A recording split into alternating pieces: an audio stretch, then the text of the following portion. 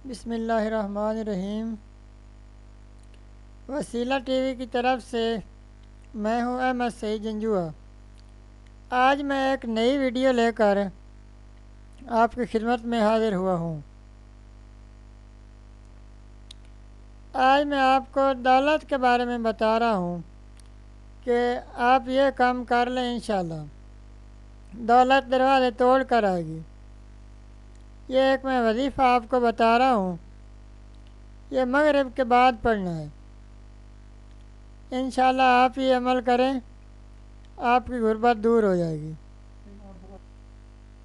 दोस्तों, वसीला टीवी की एक नई वीडियो के साथ आपकी खिदमत में हाजिर हूँ। दोस्तों, अगर आपको हमारी वीडियो पसंद आए तो वसीला टीवी को लाजमी सब्सक्राइब करें। तो दोस्तों, चलते हैं वीडियो की तरफ।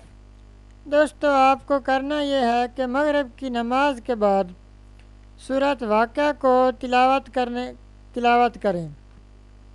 इंशाल्लाह न सिर्फ गरीबी दूर होगी बल्कि वहाँ से रिज़्क मिलेगा जहाँ से गुमान भी ना हो। ये थी हमारी आज की वीडियो।